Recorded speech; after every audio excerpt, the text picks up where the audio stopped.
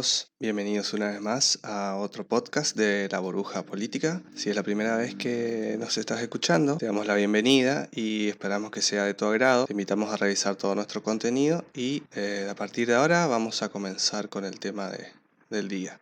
Antes les aviso que el tema del día va a estar dividido en 3 podcasts, ya que se nos va a hacer un poco extenso y tampoco queremos que sea monótono. Entonces lo vamos a dividir en 3 y el tema de hoy va a ser democracia.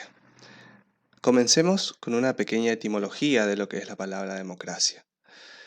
La democracia en griego, si dividimos la palabra, tenemos a demos por un lado y kratos por el otro. Demos significa pueblo, kratos significa fuerza o energía. Esa palabra se fue adecuando con lo largo del tiempo y se los adecuó la terminología en gobierno. Entonces, si combinamos demos kratos, tenemos gobierno del pueblo. Entonces, la democracia es el gobierno del pueblo. Ahora, para desarrollar un poco más de los orígenes de la democracia, tenemos un invitado especial que es alumno del tercer año del profesorado en filosofía. Su nombre es Matías Ríos y nos va a estar acompañando durante el día de hoy. Vamos a estar refiriéndonos en este momento acerca del surgimiento de la palabra democracia, del concepto, y para poder entender también el punto de vista desde hoy, vamos a ir haciendo referencia a la misma, partiendo de la base de qué significa conceptualmente, etimológicamente la palabra democracia y entenderlo así desde el punto de vista de la filosofía, pero más que nada haciendo hincapié en la historia de cómo se fue dando esta forma de gobierno que tiene que ver con Occidente. Bueno, Grecia se considera la cuna de la civilización. El concepto de la democracia surgió en Atenas en el año 508 a.C. Los atenienses eran regidos por aristócratas y tiranos que mantuvieron un sistema draconiano. Después de una revolución y ostracismo de Hipías en el 510 a.C., los atenienses nombraron a Clístenes para crear una nueva forma de gobierno. Esta debería permitir la participación del pueblo en las decisiones políticas. Este fue el principio de la democracia, y la palabra democracia está formada por las partículas demos, pueblo, kraitos, gobierno, y el sufijo ia, que en consecuencia quiere decir gobierno del pueblo. Bueno, desde el punto de vista fundamentalista, la democracia es considerada hoy como la forma más perfecta de gobierno, aquella que habría alcanzado a la humanidad como una suerte de destino manifiesto en su camino al fin de la historia, de tal suerte que no ser considerado demócrata o pertenecer a una sociedad no democrática es tanto como haber perdido la condición de hombre por vivir en una sociedad degenerada, que solo adoptando la forma democrática podría regenerarse. Sin embargo, la problemática de la democracia dista mucho de resolverse con una concepción tan simple, y es necesario plantear a fondo el origen y desarrollo del término democracia, así como su lugar respecto a otras formas de gobierno, históricamente dadas, claro. Bueno, entonces tenemos que hacer la apuesta frente a otras formas de gobierno que se fueron sucediendo desde el principio de lo que entendemos como organización social o como forma de gobierno. La primera clasificación la debemos a Aristóteles, que fue un filósofo estagirita antiguo que fue discípulo de Platón y que planteó las primeras formas de concepción del hombre, podríamos decirlo,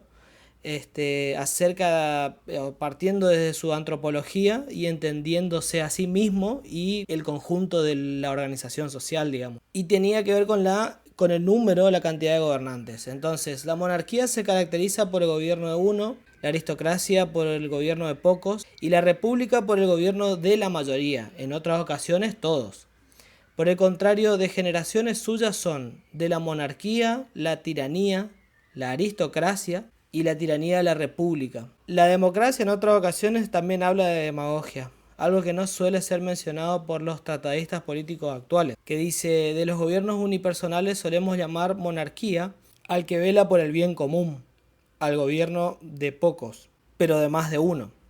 Aristocracia bien porque gobiernan los mejores, aristoi, o bien porque lo hacen atendiendo a lo mejor, aristón. para la ciudad y para los que forman su comunidad. Y cuando la mayoría gobierna mirando el bien común, recibe nombre común a todos los regímenes políticos, que es república, politeía. Entonces, las desviaciones de los citados son la tiranía, la oligarquía, la aristocracia y la democracia de la república. Tiranía, en efecto, es una monarquía orientada al interés del monarca, la oligarquía al de los ricos y la democracia al interés de los pobres. Pero ninguna de ellas presta atención a lo que conviene a la comunidad. Esto lo sacamos de la política de Aristóteles. Entonces, la pregunta que nos podríamos hacer acerca de estos conceptos son: ¿cuántos son todos? ¿Cuántos son algunos? ¿Y acaso existe siquiera uno al margen del grupo del que forma parte? Entonces es necesario interpretar la clasificación como derivada de la aplicación de un criterio lógico y más concretamente de la lógica de clases, tal como fue tratada por Aristóteles, al exponer su doctrina del silogismo en sus primeros analíticos. Hay que resaltar que Aristóteles fue un filósofo que concibió la lógica como manera de darle forma a la estructura de su pensamiento, entendiendo de que el hombre para él, el concepto de hombre era que es un animal racional, un animal político. También en el momento en que surge esta idea tiene que ver que el hombre era definido en sí frente a una realidad natural por su capacidad de razonar conceptualmente las cosas. Era muy habitual considerar que hasta finales del siglo XVIII la forma democrática de gobierno solo se mantenía en lugares muy concretos, como por ejemplo las Provincias Unidas de Holanda y en Suiza, también como lo afirma Voltaire en la entrada de la democracia en su diccionario filosófico en el 1764. El propio Rousseau se inspira en el gobierno popular de los cantones suizos para formular su famoso contrato social, pues los requisitos que exige para la existencia de una democracia son, a criterio de lo que venimos hablando, y también haciendo una comparación histórica entre lo que fue el nacimiento del concepto de democracia occidental antiguo, ya haciendo un contraste con la edad moderna. Un estado muy pequeño en donde se pueda reunir el pueblo y en donde cada ciudadano pueda, sin dificultad, conocer a los demás. Una gran sencillez de costumbres, gran igualdad en los rangos y en las fortunas, sin lo cual la igualdad de derechos y de autoridad no podría prevalecer mucho tiempo. Y por último, poco o ningún lujo.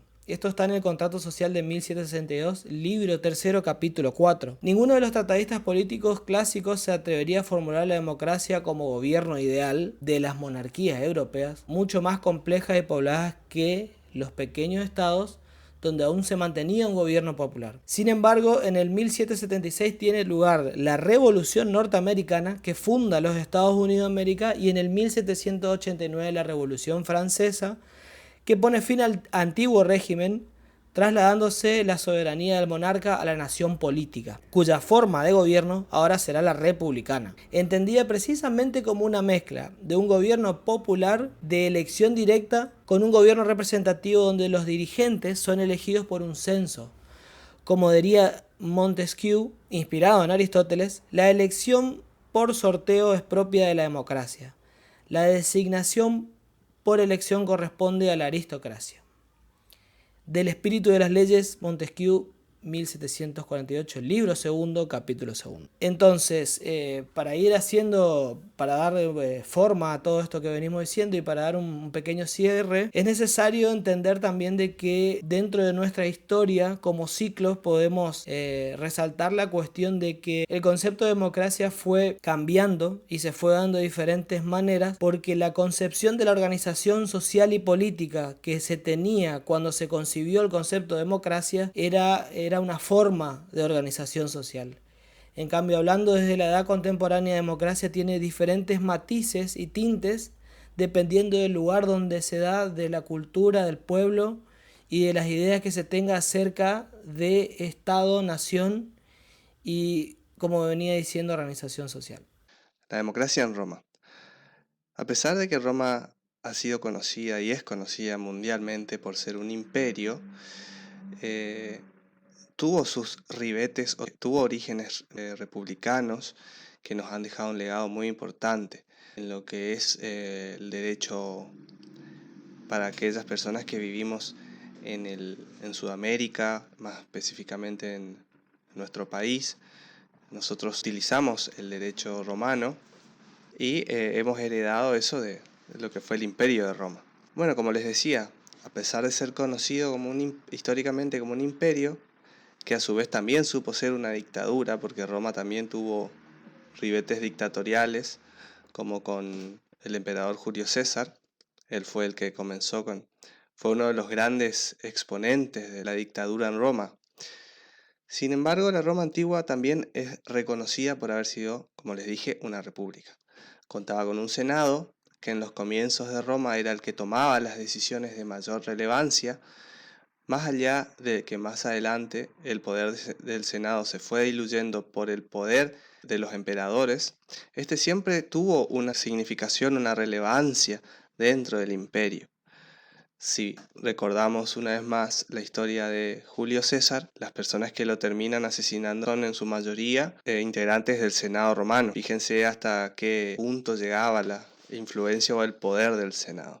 Bueno, este poder se fue diluyendo, como les dije, pero eso no dejó que se extinga ese poder. Además de esto, podemos decir el rol que ocupaba el ciudadano, lo que significaba ser ciudadano en Roma, ¿no?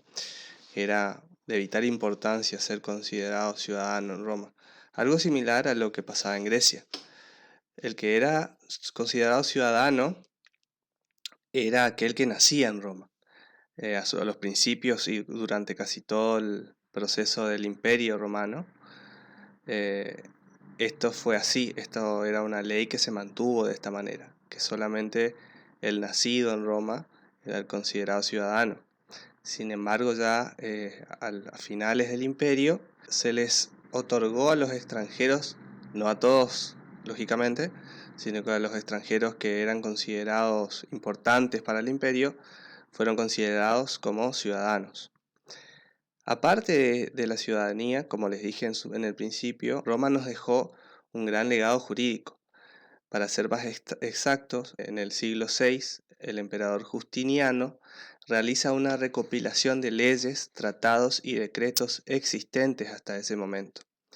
El libro se llamó Corpus Iuris Civilis, que su traducción al castellano sería el cuerpo de derecho civil. Además, recordemos que en el apogeo del Imperio Romano comienza una etapa clave, que se mantiene hasta nuestros días, que es el cristianismo.